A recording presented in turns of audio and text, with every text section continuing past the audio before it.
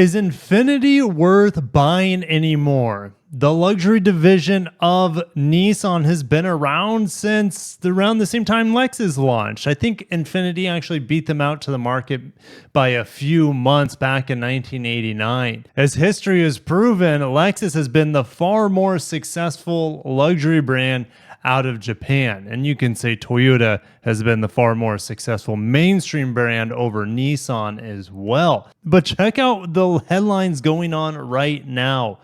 Infiniti is eyeing Lexus and Acura customers to rebuild their sales volume. Is this going to work for them? Today, we're going to discuss if it's going to work for them.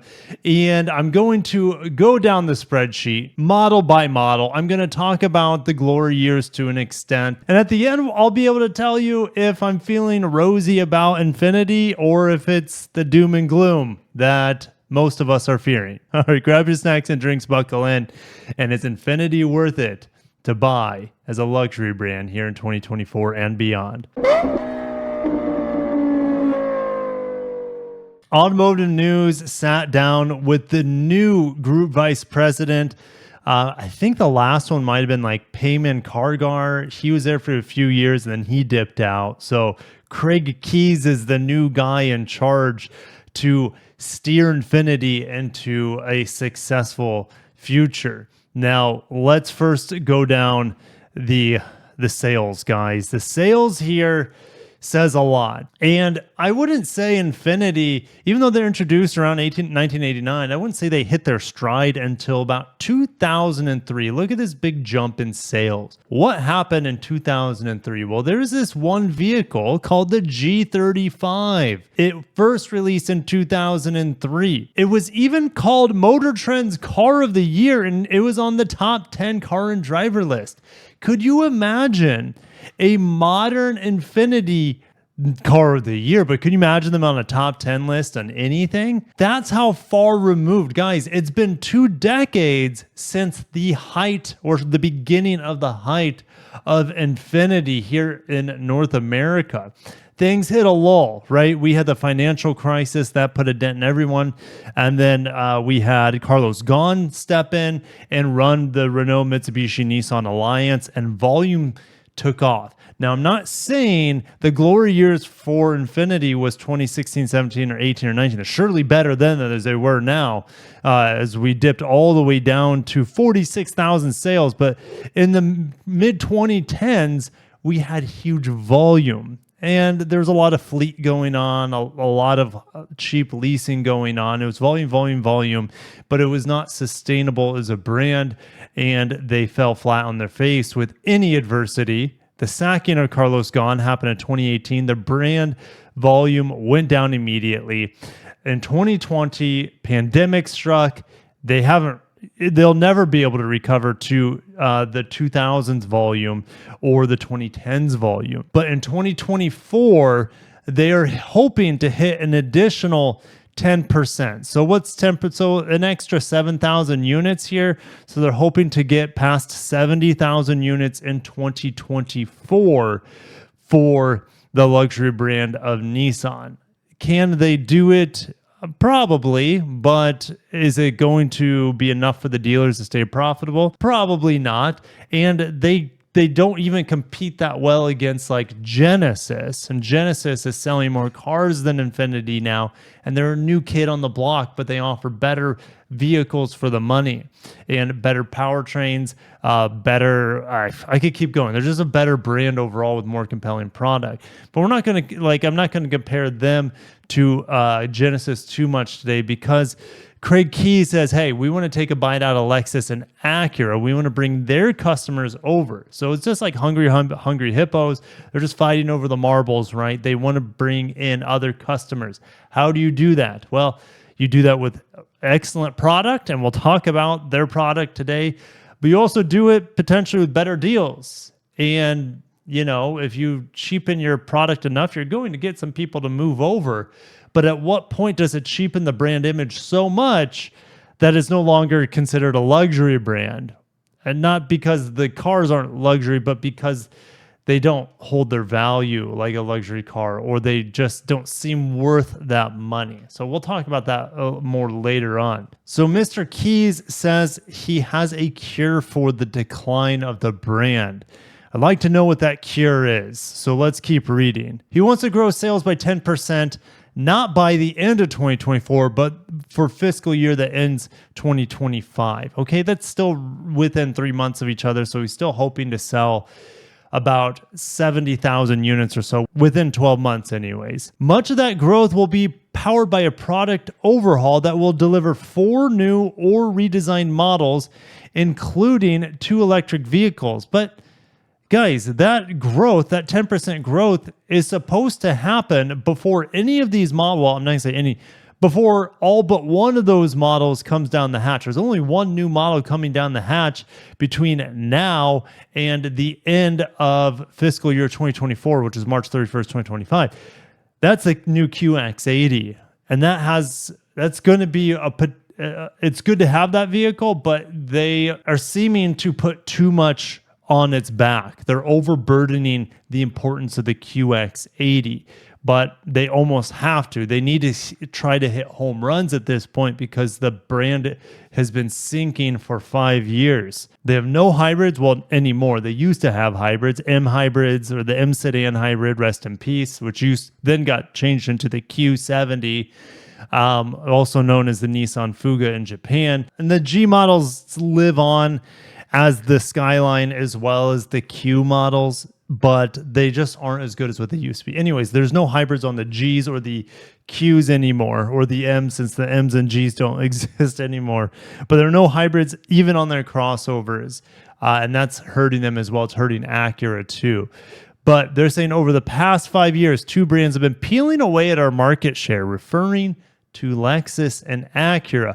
Mr. Keys wants some of that back. So you'll see us get more aggressive in that space. How do you get more aggressive? Well, you surely don't have the product. Okay. So the only way you get more aggressive specifically is if you have like a conquest incentive. So if you're a Lexus buyer, you get, let's say, additional $2,000 or $3,000 cash when you buy or lease a new Infiniti. And we'll talk about buying and leasing later, but that's the only way you can somewhat lure these customers. But I lost hardly any deals when I was selling for Lexus to Infiniti. Very, very few. I remember, I think it was an ES. I wasn't able to sell an ES because the lease deal in a Q50 was so much better. I remember that particular instance, but yeah, I think it's definitely the other way around, where those customers are leaving Infiniti to greener pastures that have more fresh, more compelling products. Despite the decline that's been going on, Infiniti grew its conquest, so taking customers from other brands, up to 5 percentage points in the past year. And he wants to add an additional 5 percentage points of conquest. There are very few Nissan buyers anymore that have the cash to upgrade to an Infiniti. Nissan at this point is just one of the brand's been one of the most tarnished in the United States, largely due to their CVTs. And we see those same CVTs on the QX50. So that's been destroying a luxury brand too. Here's the cavalry that has too much on its saddle right now. The QX80, I know media is driving it right around the time of this recording.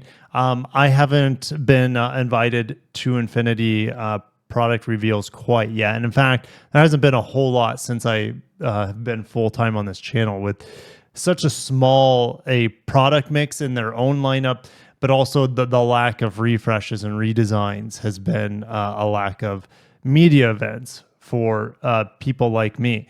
Anyways, am I sad that I'm not? Yeah, I'm a little sad that I'm not at the media event for the QX80. This is going to be one of their more compelling products, if not the most compelling product in their lineup. But why is it getting too much on its saddle? Well, they want this vehicle to appeal to people who make more than $250K a year. All right, that's already a very small amount, right? We're talking about the 1%ers. The average 1%er household, I think, had a 1.09 million net worth, and that's what they're targeting towards. They're targeting the 1%ers here.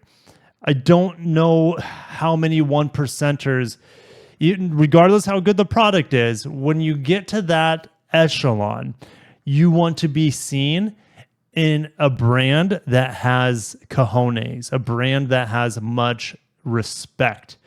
In the mid 2000s, maybe Infiniti could have, with the momentum that they had there. In the mid 2000s, if they had a product that was going for the 1%, I think they could have done it. But now with the brand no longer having that mind share, that market share, or that respect that it once had, I don't know how well they'll be able to crack into the 1%ers interest, I guess you could say. And they're expecting 75% of the buyers of the QX80 to be new to the brand. And that might be the case, honestly. Mr. Key said this is a precursor to where we ultimately want to take the brand. This is going to be an opportunity to engage with an entirely different customer. It is. It is an opportunity. But is it going to be a missed opportunity? Only time will tell. With the lack of competitive product from Infiniti over the years, Steve Lappin, Infiniti National Dealer Advisory Board Chairman, that is a mouthful, said 2023 was one of the worst years for dealer profitability. Floor plan costs rose 2 to 3 times because of rising interest rates and inflation. Now, Mr. Key says he's got something significant coming to the retailers in late July. Not giving details, but he says they're going to inject resources into our retailer network via marketing and expense support. How do I see that? Well, cash on the hood of cars, better incentives, better or spending more on marketing. So it'll be more on TV, or you'll see Infiniti ads more on my videos, things like that. Is that going to drive people into the showroom floors? Well, time will tell. But if you don't have a product, I mean, you can have the world's greatest commercial, but if your product isn't as good or as enticing as the competitors, I mean, where's that going to take you? At the end of this article, Automotive News mentions the missing of electrification. Well, the lack of EVs hasn't bit them in the butt yet. And Nissan parent company will be building EVs in Canton, Mississippi, but that keeps getting pushed back. Who knows when they're going to start building those Infiniti and Nissan EVs down in Canton. But they also, where they're missing an opportunity is an opportunity where they had some expertise in was the performance hybrids. Acura had performance hybrids. They got rid of them. Infiniti did too. And now both companies are suffering due to the lack of luxury performance hybrids, as well as hybrids that provide a good amount of performance, but also good fuel economy and reliability. And that's where Lexus really succeeds at with their hybrids. And so we're going to get into the spreadsheet here. Not this one.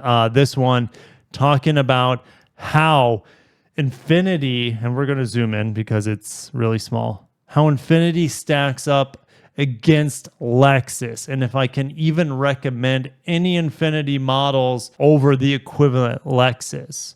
All right, so let's just get into it. Q50, I would put it on par with the IS. Now, some of you might lose your minds there, but if the lease deal is good enough on a Q50 compared to a lease deal on an IS, you're not sacrificing that much. Definitely not in performance.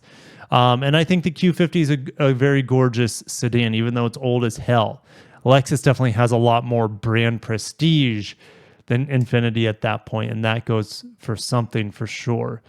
The Q50 Red Sport, the hopped up 400 horsepower twin turbo V6 over the IS 500. The IS 500 is a better car with the naturally aspirated V8, and Infiniti, they could have put the 5.6 liter V8 in their small sedan, and like Lexus has done, but that's more of a truck powertrain. But it would have been cool. It would have been cool to have that as an option. They used to do that in the old M flagships, right? The M56 had that big 5.6 liter V8 in it, and they discontinued that, brought in the Q70, which was a big sales flop. I mean, I don't recommend the LS either nowadays. It's not a bad car. It's just, it doesn't feel like much like an LS. All right. And I haven't even written the ES. ES kind of competes with the Q50 because the Q50 has to like fight against the IS, LS, and ES since it's the only sedan in their lineup. So yeah, I mean, the Q50 is a good car. It's outdated, it's old, but if you get a crazy lease deal, it's good. If you can buy a used Red Sport, those are always entertaining as well on the used market. All right. Q60, the coupe. If you get a crazy lease deal, maybe it's just about ready to be discontinued. The Q60, same thing with the Lexus RC. The Lexus RCF is much better than the Q60 Red Sport. So yeah, it is what it is. Anyways, if you get a killer deal on a Q60, if you can even find one, they're very rare for that coupe. But if you get a killer deal on a lease in a QX or a Q60 coupe, I think it's pretty. It's a cool looking coupe and it's fun to drive. All right. There's no competitor to the UX anymore. They used to have the GLA, what was it, the QX30? It was a GLA 250 from Mercedes, but that plant went under with Infiniti and Nissan separating their ways with Mercedes-Benz. So yeah, there's just nothing there to compete with the UX. So I guess it was right in Lexus here. QX50 CVT, QX55 CVT. I would not want to own one long term, and they're fine to drive around. They're smooth and they are responsive with that CVT. But yeah, it's not. I'd rather have an NX over. I don't even like the NX turbo that much, and I'd still take the NX over the QX50 CVT. So unless you're able to save a ton of money getting a lease on a QX50, the Lexus NX is way better, way better, and their hybrids are just there's no competition with Infiniti there. QX60, I love the QX60. It's a hopped up fancy Nissan Pathfinder. And I like the Pathfinder too. So this is one of the few Infiniti vehicles I would say hey, you could buy it if you get a good finance rate. I would lease it as well. So I would take actually a QX60 V6 over an RX gas. I really like the RX hybrid. And the thing is the QX60 is also kind of going up against the TX, right? It has to fight multiple Lexus models because the QX or the Infiniti lineup is just so limited in volume. So the QX60 has to fight the TX and the RX at the same time, and it's a good car. It's not as big or as roomy or as well-rounded, I would say, as a TX. But compared to the RX, I think it looks better than the RX, and I think it's a good buy, and it's a good lease over an RX. So there you go. Take the V6 and the QX60, and yeah, the QX60 is Infiniti's one of their best products. Now, the QX80 is getting redesigned at the time of this recording. I love the QX80 as it is now with the V8. Feels super old school, feels luxury. The problem is there's the Nissan Armada, which feels exactly the same, just has different badges on it. Yeah, the QX80, it's a decent product. It's a really good product, actually. And I like it better than the LX600. You might be saying, Kirk, you're crazy. The LX600 is recalled with the twin-turbo V6. With engine debris in there. So guys, the verdict is out on the LX600 and it's not nearly as smooth as a QX80's V8. All right. The LX570 competed better with the QX80 and I would say the LX is a little bit better, but the QX80 still holds its own against the old LX570. So yeah, there you go. Come at me if you think I'm crazy, but I would pick the QX80, save a ton of money over the LX600. And man, that V8 is great. So let's go over to Infiniti versus Acura. Like I said, the new leader of Infiniti here in the United States, Mr. Keys, says, hey, we want to take customers from Acura and Lexus.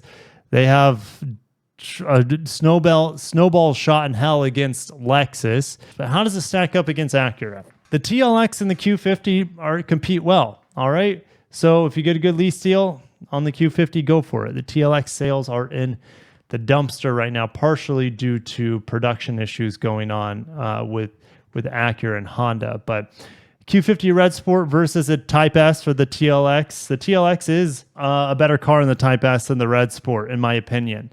There's more power in the Red Sport. Absolutely, it's rear-wheel drive bias. It's just that this is a much more modern product. I like it better. There you go. I like the styling of it better than the Q50. But it's not an easy win for the Type S here compared to the Q50 Red Sport. They're both good cars, but You sit in a Q50 Red Sport and it literally feels like you're in a 15-year-old car, even if it's a brand new one. There is no competition to Integra or Integra Type S from Infiniti. I think there used to be back in the day, way back in the day, but yeah, not so much. Q60, well, Acura, when was the last time we had a coupe from Acura?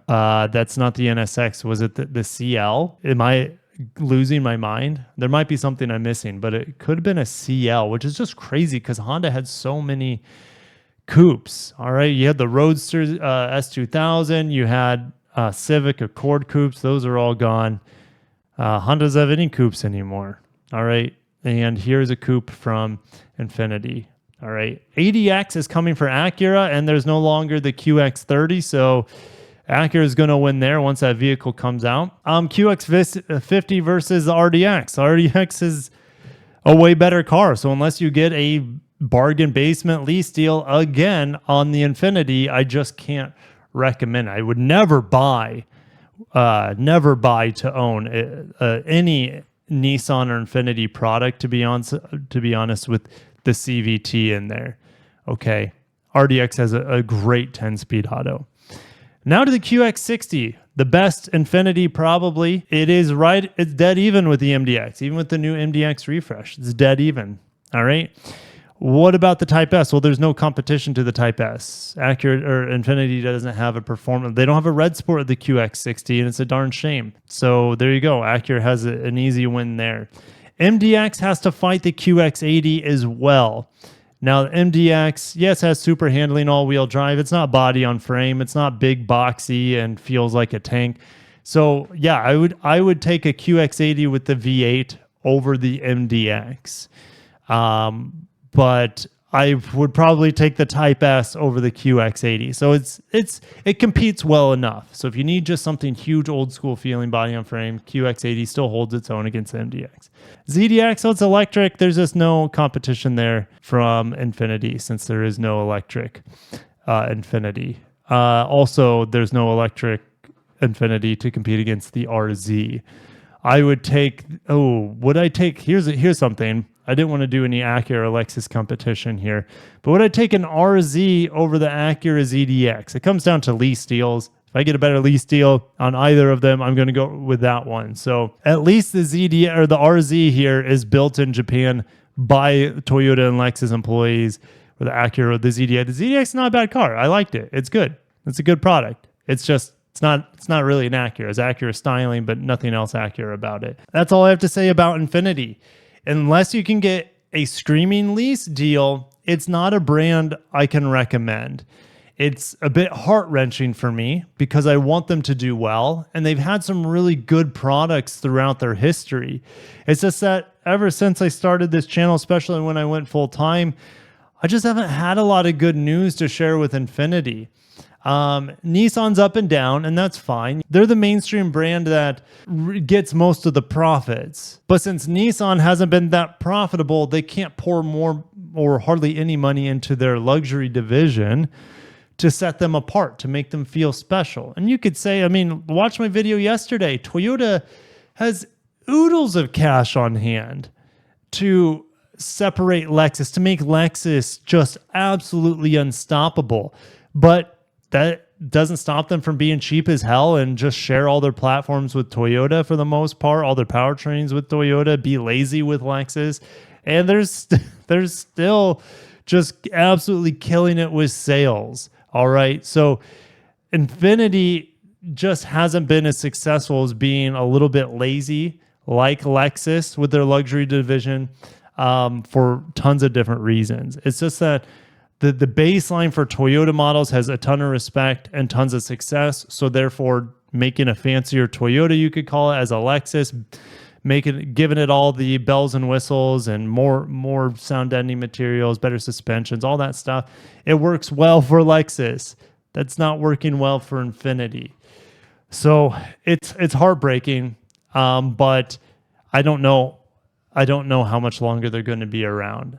I would say they could be done by 2035. Some of you might be saying they might not make it to 2030. I think Doug DeMuro made a video years back talking about how Infiniti wouldn't make it to 2030. They might not. They might not. and the QX80 is seen as this savior vehicle for them, it's not going to save the brand. So low volume, upper middle class 1% sort of vehicle, they're not going to be able to pull, in my opinion, millionaires to buy that vehicle. They might pull some. There's no doubt about it, but we don't even know the price of the QX80 yet. And with them wanting, they have to shoot their shot, right? They have to overprice it in the beginning. I've seen this story over and over, especially with Infiniti.